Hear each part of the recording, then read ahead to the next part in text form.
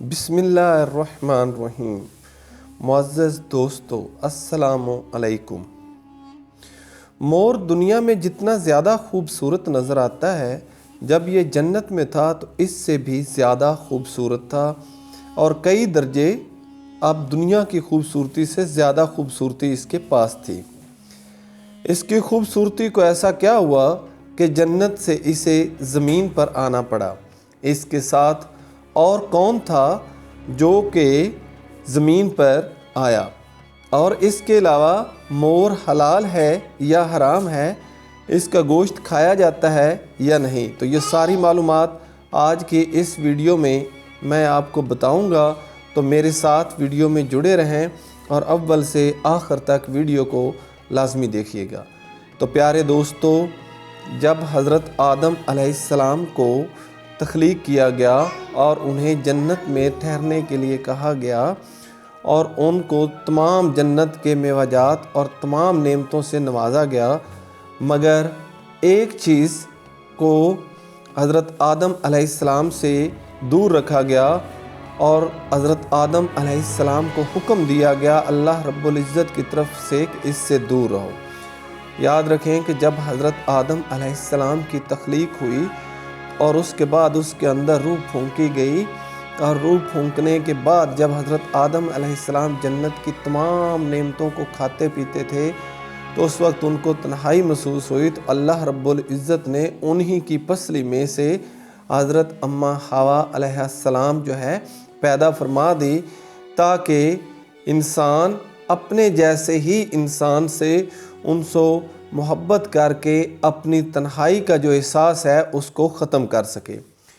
تو پھر ایسا کیا ہوا کہ حضرت آدم علیہ السلام کو زمین پر آنا پڑا، اور اس میں مور کا کیا کردار تھا؟ ہوا کچھ یوں کہ جب حضرت آدم علیہ السلام کی تخلیق ہوئی تو اللہ رب العزت نے فرشتوں کو حکم دیا کہ آدم علیہ السلام کو سجدہ کرو۔ تمام فرشتوں نے حضرت آدم علیہ السلام کو سجدہ کیا، مگر جو فرشتوں کا سردار بنا ہوا تھا عزازیل، جسے کہ ابلیس اور شیطان بھی کہتے ہیں، اس نے سجدہ کرنے سے یہ کہتے ہوئے انکار کر دیا کہ انسان مٹی سے بنا ہے اور میں آگ سے بنا ہوں، اور میں اس سے برتر ہوں، اس سے افضل ہوں۔ مگر اللہ رب العزت نے اس پر لعنت فرمائی، اور اس نافرمانی کی وجہ سے شیطان کو جنت سے نکال دیا گیا، اور اللہ رب العزت نے اپنی رحمت سے دور کر دیا۔ تو جب یہ دور ہو گیا تو اس کے بعد انسان سے مخالفت اس کے دل میں گر کر گئی، اور یہ کسی نہ کسی طرح اپنے انتقام پر اتر آیا۔ تو اس کے لیے اس نے 300 سال تک جنت کے دروازے پر بیٹھ کر انتظار کیا کہ کوئی باہر آئے اور مجھے یعنی کہ شیطان کو اندر لے جائے۔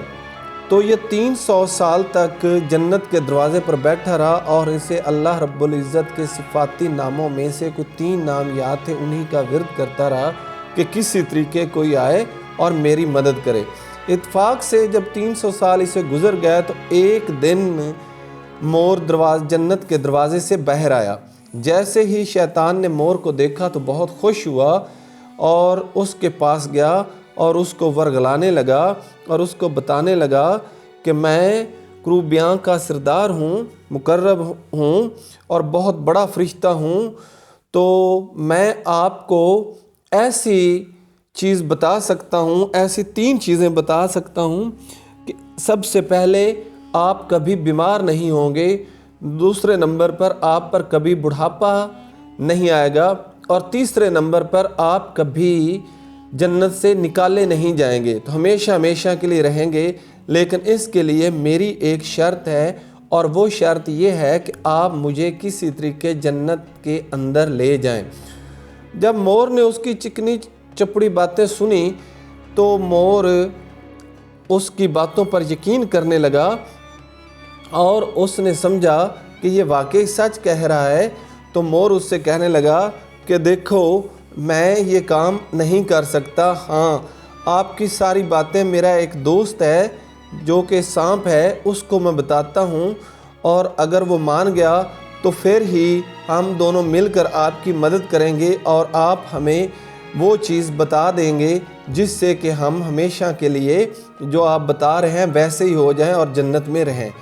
مور واپس اپنے دوست سانپ کے پاس گیا اور سانپ کو جا کر کہنے لگا کہ اس طرح ایک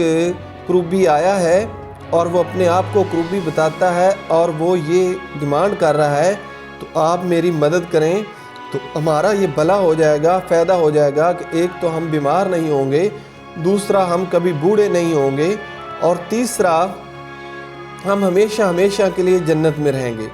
تو معزز دوستو یاد رکھو کہ جب جنت میں سانپ تھا تو اس وقت اس کے منہ سے خوشبو آیا کرتی تھی، اور ایک ایسی خوشبو تھی کہ جو کہ دنیا میں کہیں بھی موجود نہیں ہے۔ تو سانپ اب مور کی باتوں میں آ گیا اور آ کر ان دونوں نے دروازے سے باہر ابلیس کے ساتھ ملاقات کی، اور جب ملاقات کی تو اس وقت سانپ کہنے لگا کہ دیکھو میں اکیلا یہ کام نہیں کر سکتا۔ تو مور سے کہنے لگا کہ اے مور، میں اس کو نگل لیتا ہوں، اپنے اندر لے جاتا ہوں، اور آپ اس کو جب میں نگل لوں تو اس وقت آپ نے مجھے نگل لینا ہے، اور اس طرح ہم اندر جنت کے چلے جائیں گے۔ تو جب جس مقام پر اس نے جانا ہے وہاں پر پہنچیں گے تو اس وقت آپ نے مجھے اگل دینا اور میں باہر آ جاؤں گا اور میں اس کو اگل دوں گا، تو اس طرح یہ اپنے مطلوبہ ہدف تک پہنچ جائے گا اور اس کے بعد ہمارا بھی بھلا ہو جائے گا۔ سانپ نے جب یہ باتیں سکھائیں تو اس وقت شیطان سانپ کے منہ میں بیٹھ گیا اور اس سانپ کو مور نے نگل لیا، اور نگلنے کے بعد وہ جنت کے دروازے سے داخل ہو گئے اور گندم کے پودے کے پاس جا کر جہاں پر کہ حضرت آدم علیہ السلام بھی موجود تھے اس کو اگل دیا۔ مور نے سانپ کو اگلا اور سانپ نے شیطان کو اگل دیا۔ شیطان بڑے ہمدردانہ لہجے کے ساتھ حضرت آدم علیہ السلام کے پاس گیا، مگر اس سے پہلے میں یہ آپ کو بتا دوں کہ جیسے ہی مور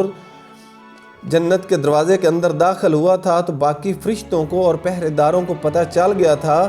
کہ اس طرح شیطان جو ہے وہ جنت میں داخل ہو گیا ہے، مگر اللہ رب العزت نے ان پہرے داروں کو منع کر دیا اور ان فرشتوں کو روک دیا کہ کچھ دیر اس کو جنت میں ٹھہرنے دو۔ شاید یہ اس لیے تھا کہ حضرت آدم علیہ السلام کا اب یہاں سے امتحان شروع ہونے لگا تھا۔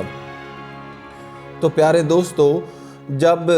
سانپ نے شیطان کو اگل دیا اور شیطان حضرت آدم علیہ السلام کے پاس چلا گیا تو اس وقت حضرت آدم علیہ السلام کے پاس جا کر اس نے بڑے ہمدردانہ لہجے میں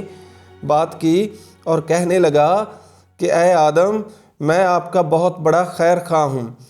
اور میں چاہتا ہوں کہ آپ ہمیشہ کے لیے زندہ رہیں اور ہمیشہ کے لیے جنت میں رہیں۔ عزت نے ایک چیز آپ سے چھپائی ہے جس سے کہ آپ کو حیات جاوداں ملنے والی ہے، ہمیشہ کی زندگی ملنے والی ہے اور ہمیشہ کے لیے آپ جنت میں رہیں گے، اور وہ یہ ہے کہ آپ کو تمام نعمتوں کو کھانے کا حکم ہے مگر آپ گندم نہیں کھا سکتے۔ اگر آپ کسی طریقے سے اور آپ کی بیوی گندم کا صرف ایک دانہ چبا لیں تو آپ ہمیشہ کے لیے زندہ رہیں گے اور ہمیشہ کے لیے جنت میں رہیں گے۔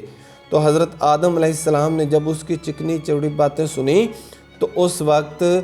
دل للچایا کہ کیوں نہ ایسا ہی کروں، مگر اللہ رب العزت نے حضرت آدم علیہ السلام کو منع فرمایا ہوا تھا کہ آپ نے اس پھل کے قریب نہیں جانا اور یعنی کہ گندم کو نہیں کھانا ہے۔ تو حضرت آدم علیہ السلام